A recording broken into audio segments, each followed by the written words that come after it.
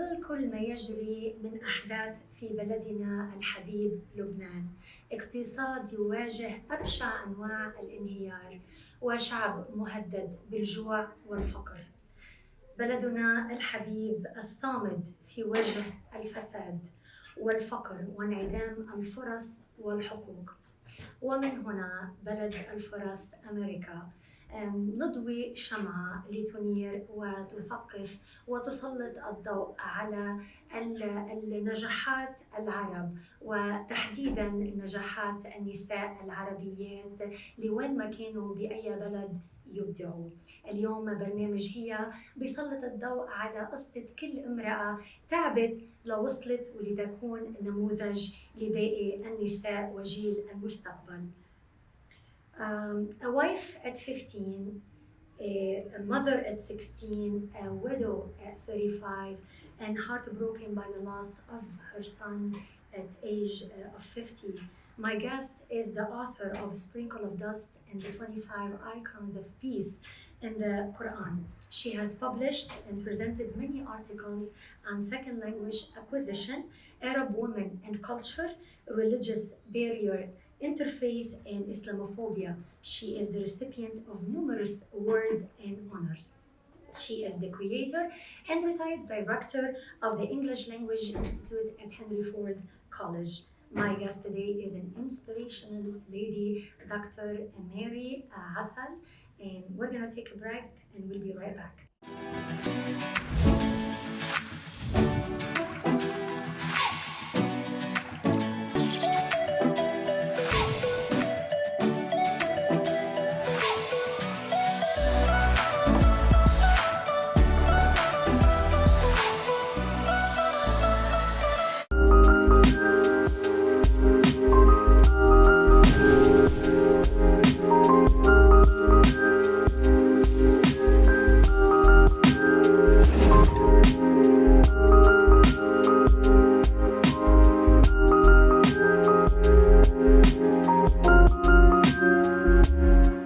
Michigan's best contemporary is at Telegraph in 12 Mile, and now at Gorman Southfield, save up to 50% off. That's limited time savings of up to 50% off all contemporary at Gorman Southfield. Telegraph and 12 Mile.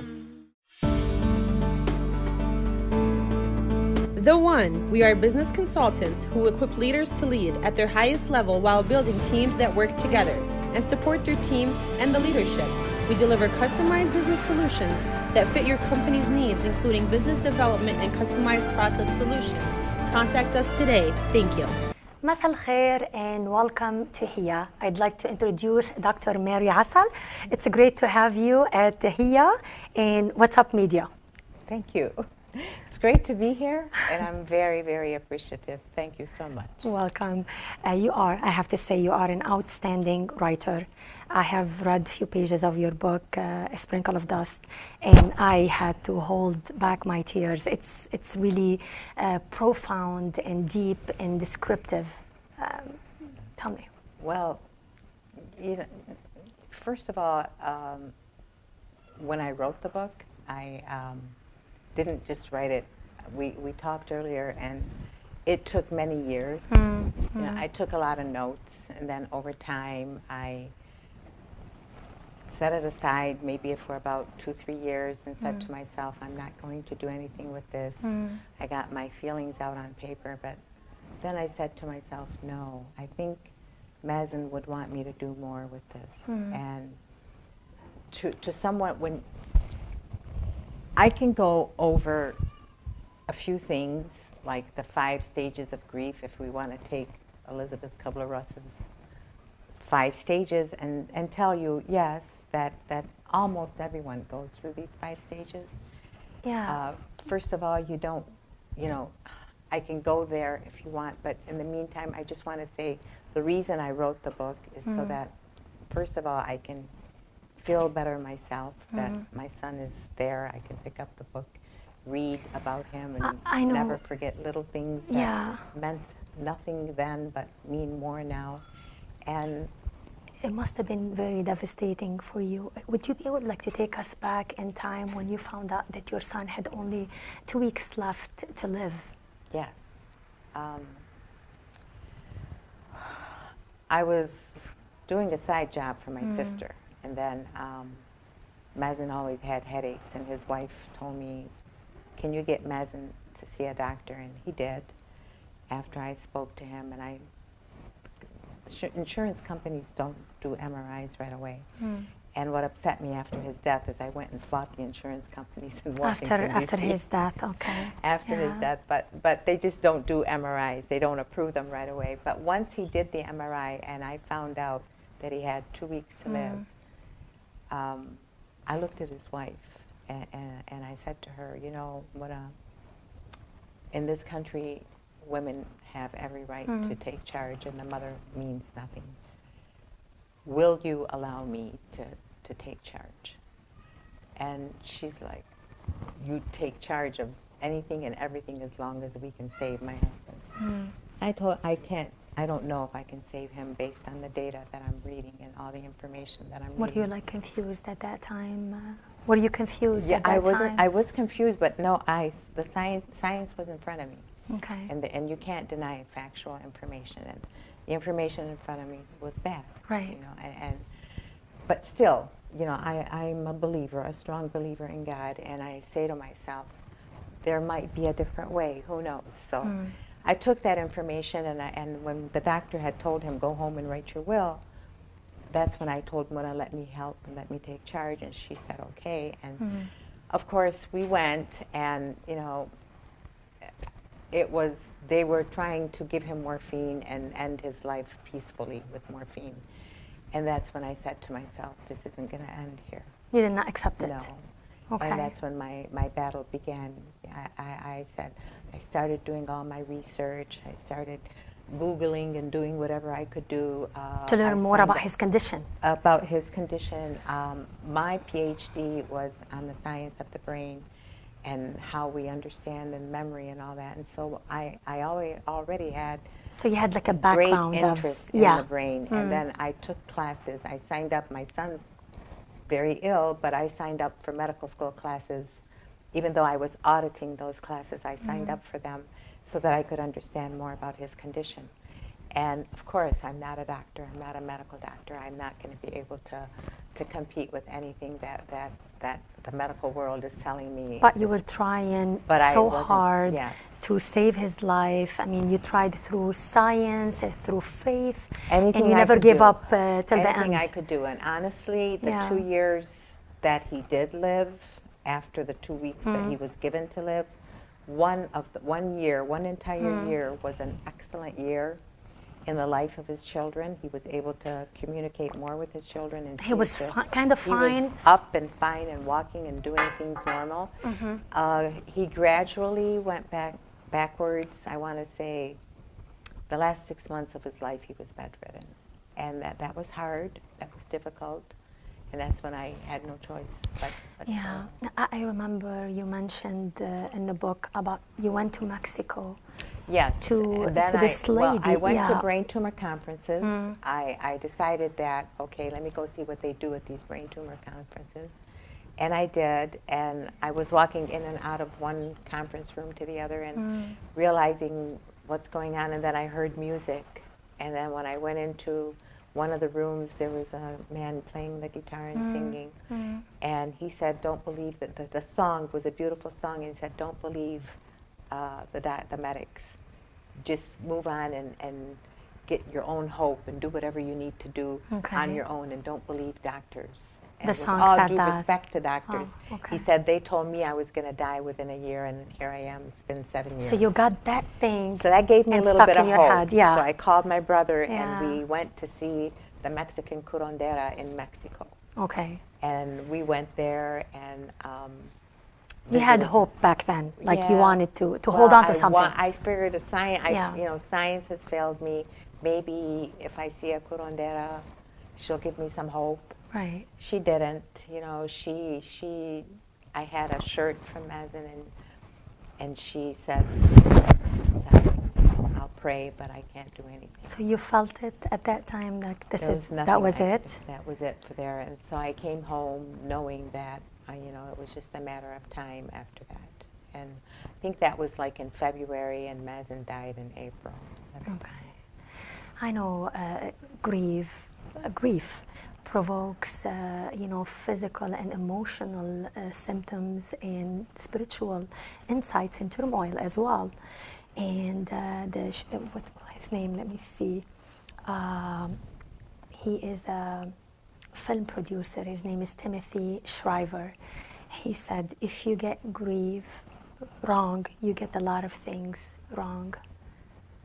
Well, he's right in ways if you get it wrong. In other words, some people take their grief and they live in their grief, and they feel that they're betraying their loved one if they don't if they grieve. don't grieve, and if they don't wear black, and if they don't, it's like, okay, they owe it to we owe it to our loved one. Yeah. And even in my book, I mention Victor Hugo, one of the French philosophers who lost his daughter, and his friends told him, go back to work. I mean, a big writer, and why wouldn't he go back to work? And he said to them, but my daughter's in the grave and I'm trying to keep her warm. And to him, it meant going back to work meant forgetting about his daughter. Yeah, it's like the guilt. And he's like, I'm not going to go back to work. And I think, honestly, that maybe going back to work is very, very helpful for me at the time. To keep you occupied. At least I was fooled into believing that it was helpful. I went back to work, and it took me away from everything around me, and I didn't have to think about anything other than what I was doing at work. But at the same time, I would come home, I would go home, and then I would be like, well, now I'd have to start crying again. Yeah, but did it help you somehow, like going back to at least not normal fully, but did it help you a little bit? If I were to change something, and I know that it's something I did then that I wouldn't do again, I don't think I would have gone back to work that fast. I went back to work within a week. Okay. And what happened is I felt sorry for myself, and you could just read it. I mean, am I any good to you if I'm going to be crying? And if you're my student and I'm standing so you're not there, in a good stage. No, and you're my student and you're my student, you're looking at me, and you're going to like say to yourself, well, maybe she should have stayed home. Like she's crying all the time. It was a difficult situation for my students more than it was for me.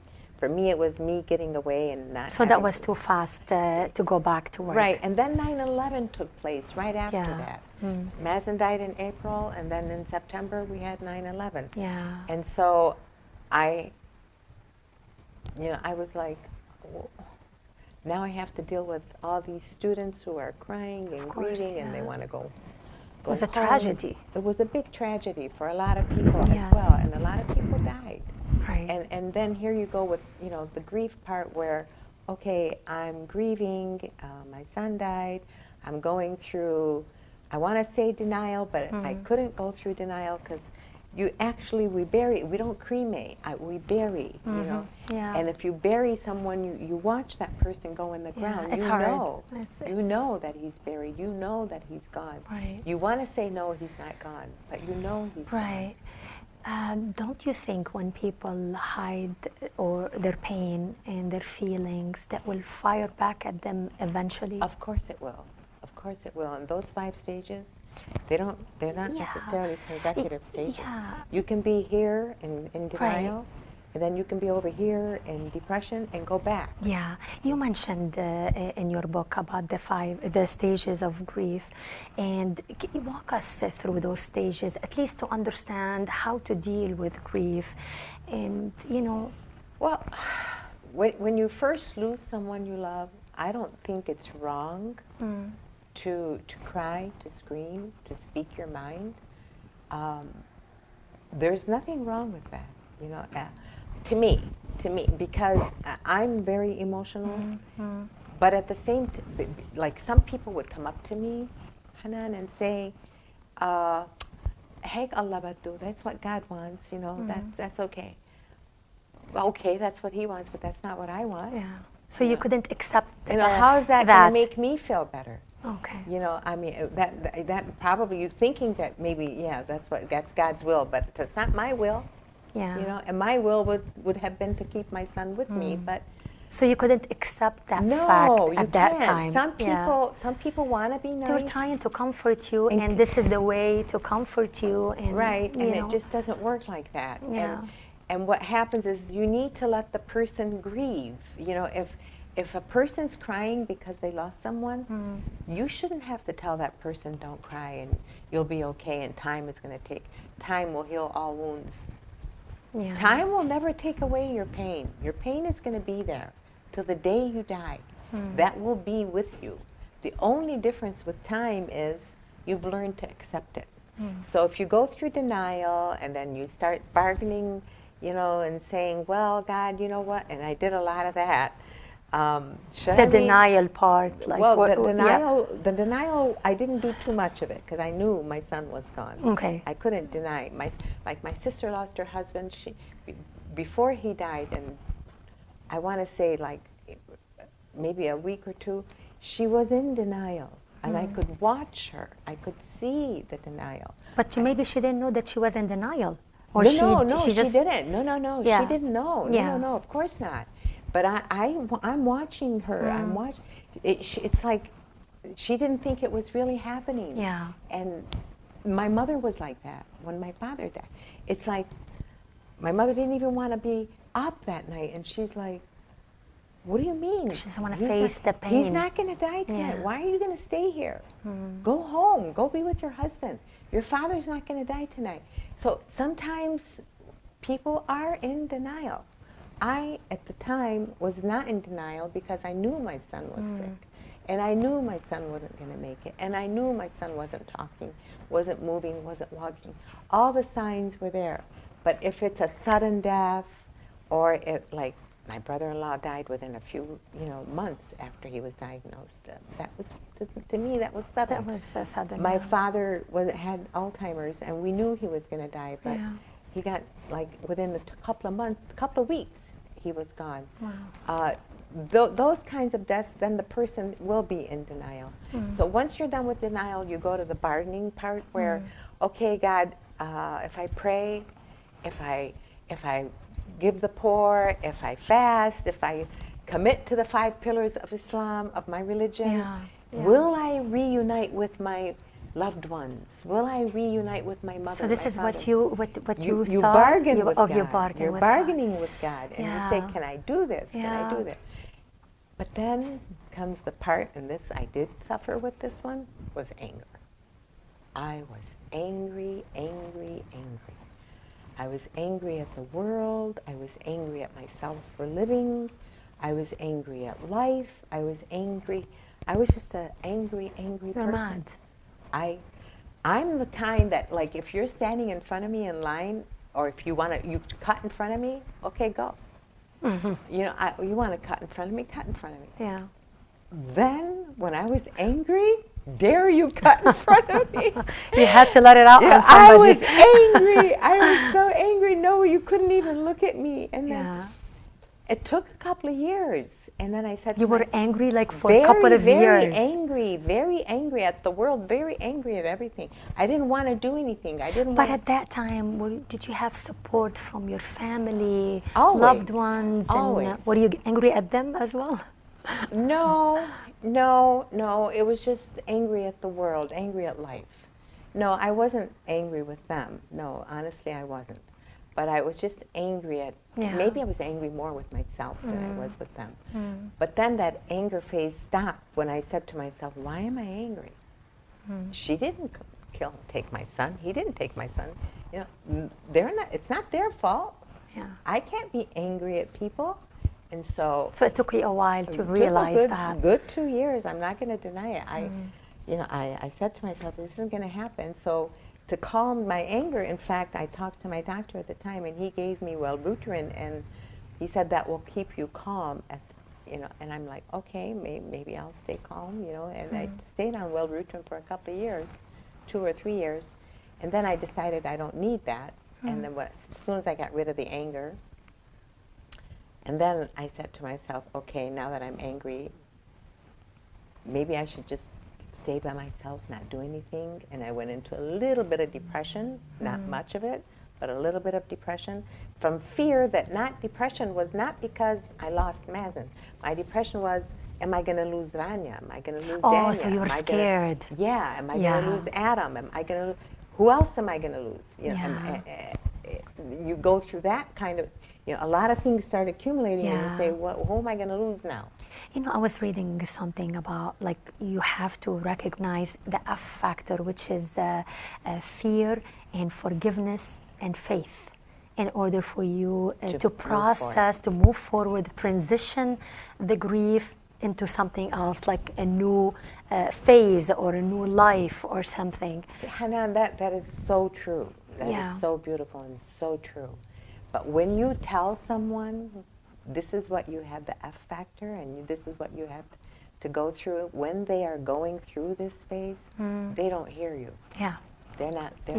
It has to be something they're listening to. You know, they have to. It has to be something they're willing to do. Yeah. It has to be something they're accepting. And do you feel like you went through all the stages of grief yourself?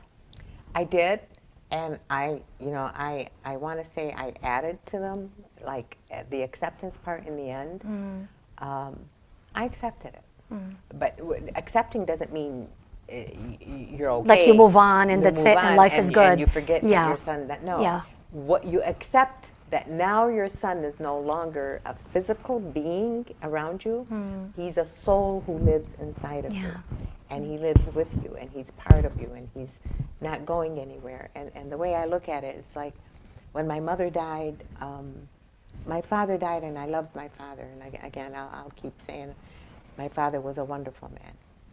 And they don't come. I mean, I want to even cry when I think of my dad, because he never ever touched any of us. He was just a wonderful person, good-hearted man. But when he died, I accepted that, and I said, okay, God took him. But when my mother died, I felt like part of me was like, she was the founding root to who I am. She grounded me in this earth. She gave me who I am today. She made me who I am today. And that was hard.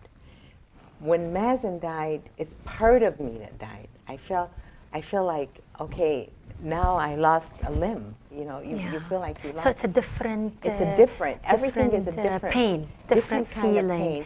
But the pain lessens in a way. But it never goes away but completely. No. There's always going to be a hole in your heart. Yeah, knowing what you know right now, what would you have done differently to ease your pain? I would have, honestly, probably socialized more with my 2 daughters and living son. My youngest son was a baby at the time. And I honestly didn't want to do anything with anyone. I wanted, like, I would have done much more with them. If I were to go back in time, I think I would have done much more with them.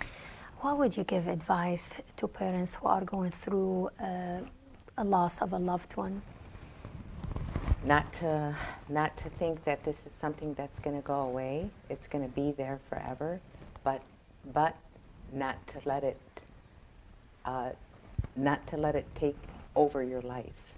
Not to let it make you less of a person than what you were before. Yeah. Take your loved one's life and expand on that, and make it beautiful. Make it something that your child, like Mazen died, but I will never let him die, is what I'm trying to say. Mazen will forever live. Don't they say you celebrate the life instead of the celebrate death? the life.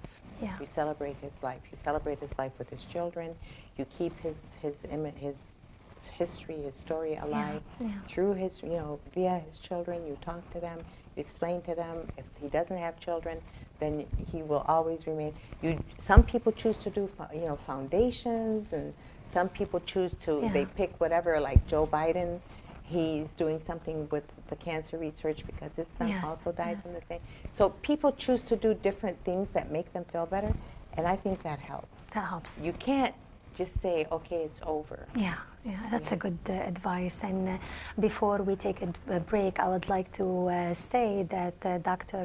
Mary would like to volunteer some of her time to mentor one of our female viewers. So if you're interested, email us, heya@gmail.com.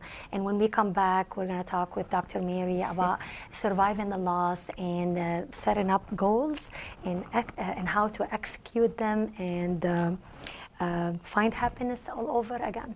And we'll be right back.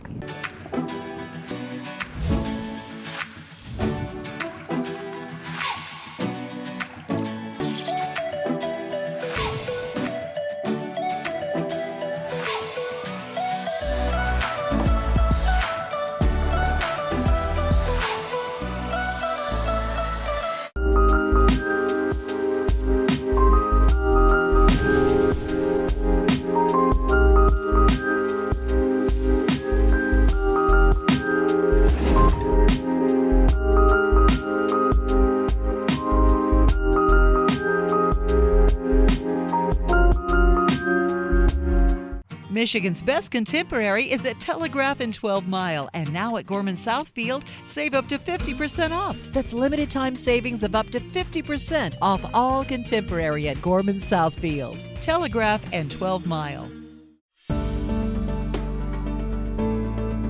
The One, we are business consultants who equip leaders to lead at their highest level while building teams that work together and support their team and the leadership. We deliver customized business solutions that fit your company's needs, including business development and customized process solutions. Contact us today. Thank you. Welcome back. We know, Dr. Mary, you have a PhD in education, and you are the creator of the English Language Institute at Henry Ford College. Tell us a little bit about that time, and why did you create this and all that?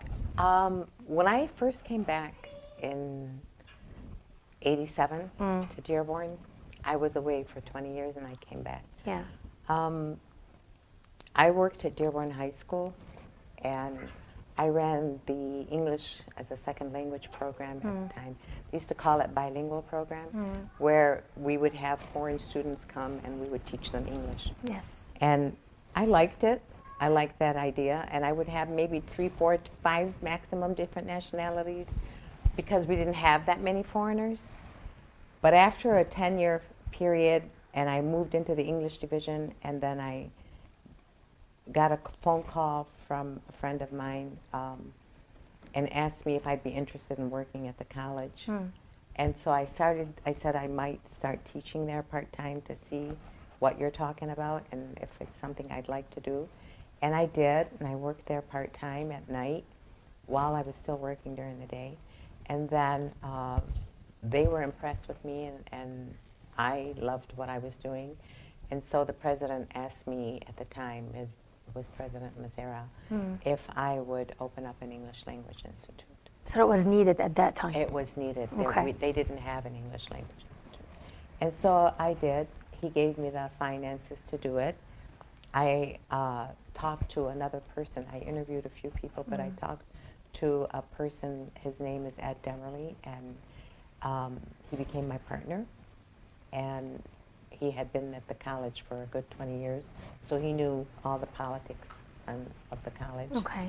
And so we worked together, and together we opened up the English Language Institute. And it was the same year we opened the doors, was 2001, 9/11. Yeah. It was our first semester. We had 6 students. And I think the day after 9/11, we had 2 or 3 students. The rest of them, they left the country. They got scared. Yeah. And then Ed worked with me for about 10 years, and then he retired. And we only had like 40 students over that 10-year period. You would think you would have more students. But then, as soon as Ed retired, and don't ask me why and what happened. Okay.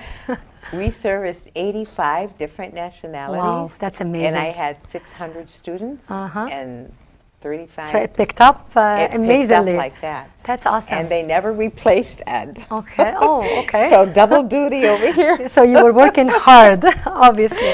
So I was doing double duty, and I'm Okay. like, oh my So, God. but it must have felt good. It was you the know. best experience of my life. That's honestly. awesome. Only Yeah. because I met so many people. I know you're trilingual, right? Yes. You've been exposed to different cultures, traditions, and religion. You've lived in Africa and the Middle East. How is it like being exposed to all of this? I mean, go ahead. No, You wanted to say something? no, it was beautiful. I encourage people to do the same thing. Okay.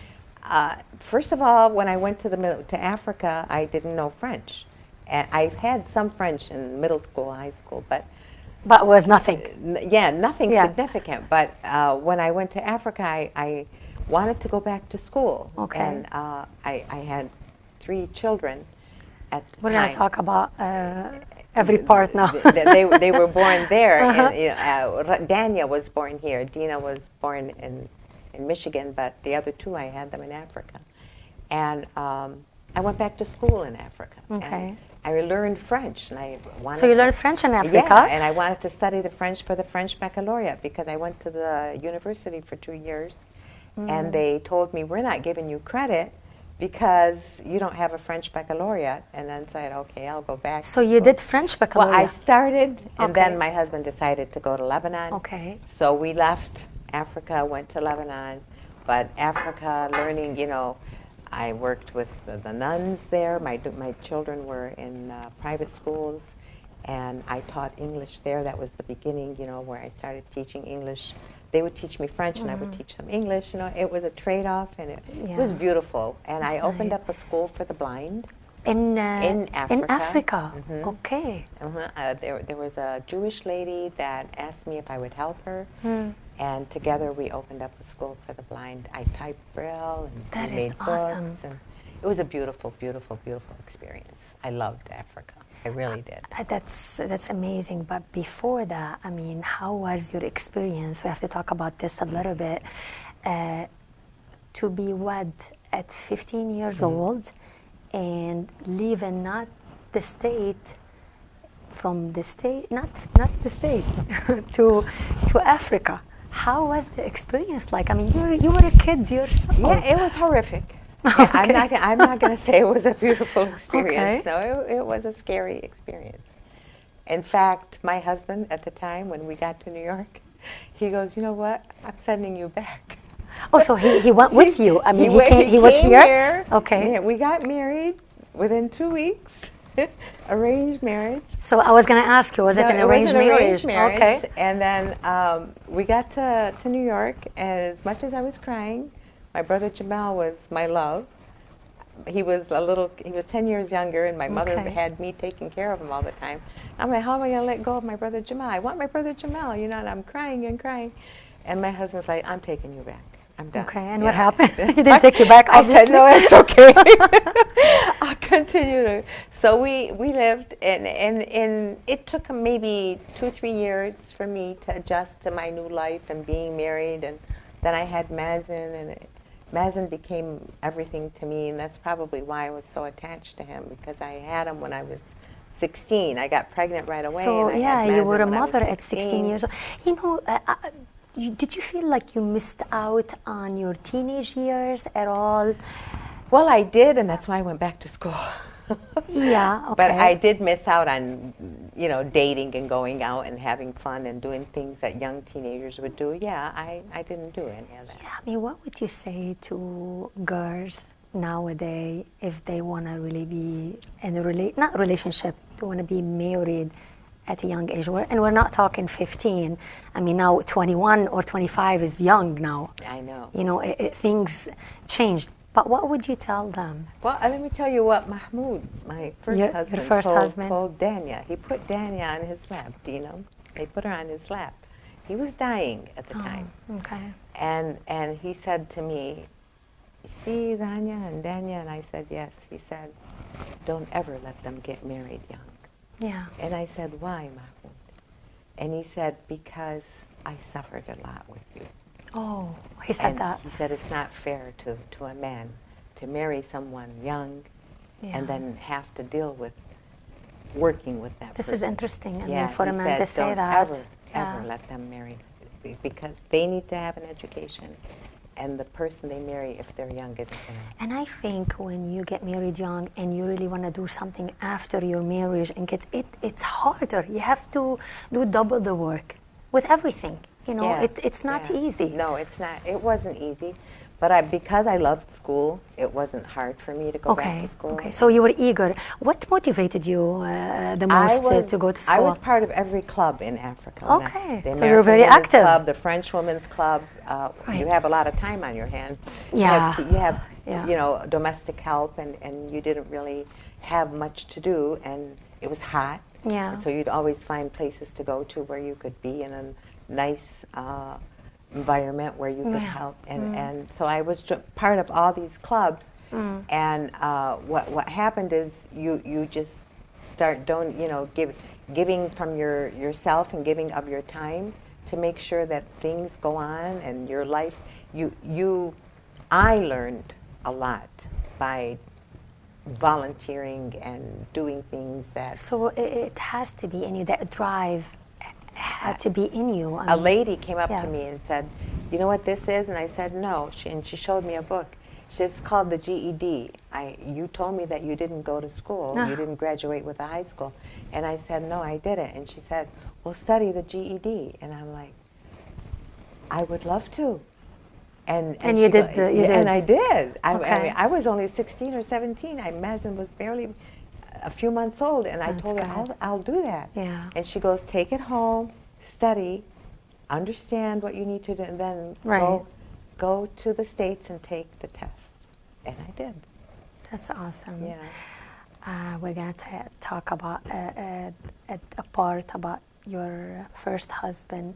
You know, to me, the term of a widow evokes, what do you call it, a vision of an elderly woman losing her old man.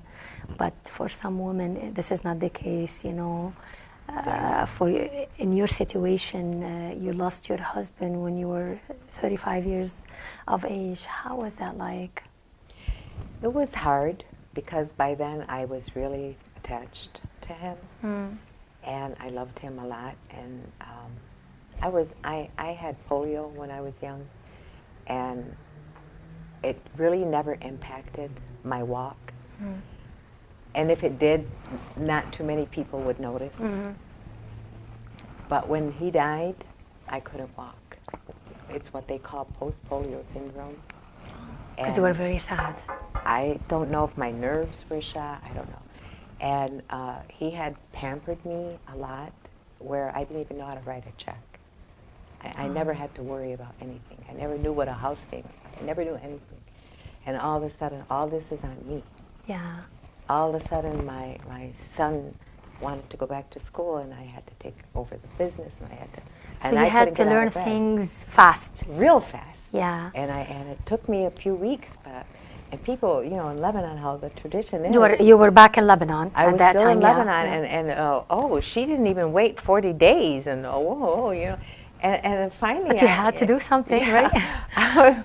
Well, what do you want me to do? Are you going to feed my kids? I mean, I have to move on. Did you feel sometimes that you had to put your emotions aside I and did. just take care and be responsible and I take care did. of your kids and all that?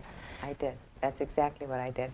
In fact, when Mazen died, I took Mona to the side, and I said to her, "Mona," right before he died, maybe about 4 or 5 months before he died, "You're a teacher. You have what you need to become an educator, and I have some connections.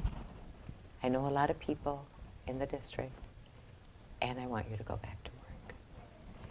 I told her, as much as I love you, as much as I'm willing to help you, and as much as I know that you won't be alone, you have family support and all that, I want you to know that no one's going to take care of you but you. Yeah. So I want you to go back to work. She's like, my husband's dying. I want to be with my husband. I said, "Mona, you have to go back to work." And she And she did. did. Yes. And I think it's the best thing she ever did, because Yeah. when Mazen, you know, once he was gone, she was working. She was able to support herself, and it was a beautiful. So yes, you don't have a choice. What I was trying to tell her, what I told myself, you realize you don't have a choice. You have to be strong, and even you were. Mahmoud, he's the while he was dying, he said to me, we were at the AUH at the time.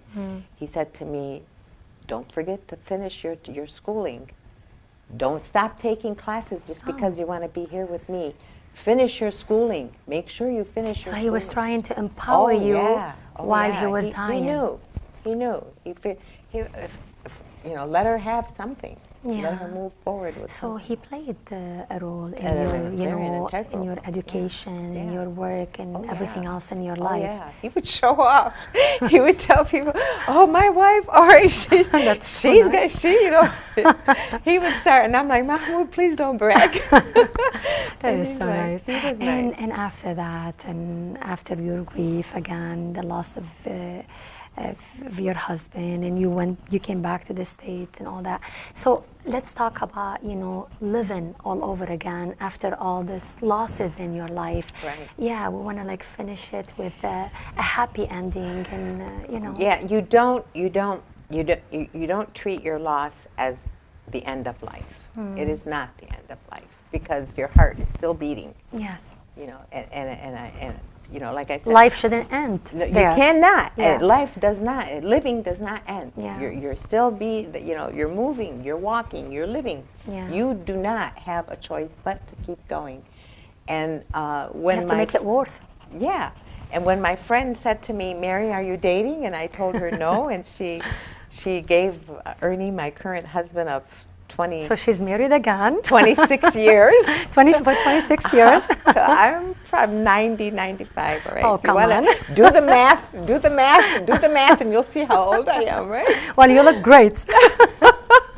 But it was a blind date, and it was cute because I liked what I saw, you know, but he was serious, you know. And I opened the door, and I'm like, oh. Dania was on the phone. She was in Puerto Rico. I go, "Dania, I don't think it's going to work." She's like, "Mama, give him a chance." Give him a chance. And thank God I did. And I have Adam now from him. From your second husband, from my marriage. Yeah. And so now I have Rania, Dania, Adam, my daughter-in-law, and my 9 grandchildren. You have beautiful children and grandchildren. Yeah. So, yeah, you do move on, and I'm very lucky. I consider myself very fortunate. I have a wonderful husband. Great. I can't speak highly enough of him, because he's just a woman's dream come true. I mean, he's a very, very understanding man, very delicate. He loves my children to death. That's very important. From the day he met my children, yeah, you know, they weren't babies. Yeah. I mean, Mazen was in his 30s. So he's a good father to them. Oh yeah. That's nice. And they love him a lot. Well, we're very happy for you. Thank you. I mean, I'm sorry about your losses, and thank you for sharing your story with our viewers today. I really appreciate you being here tonight. And I appreciate the opportunity. Thank you so much. And this book, Sprinkle of Dust, it's a great book. So it's a must read, you know. Thank you. Yeah. Thank you so much, Dr. Mary. Thank you. We'd like to have you back another time. I hope so. All right. Thank you. Okay. Thank you very much. And that's it for Heya. Thank you, and have a good night.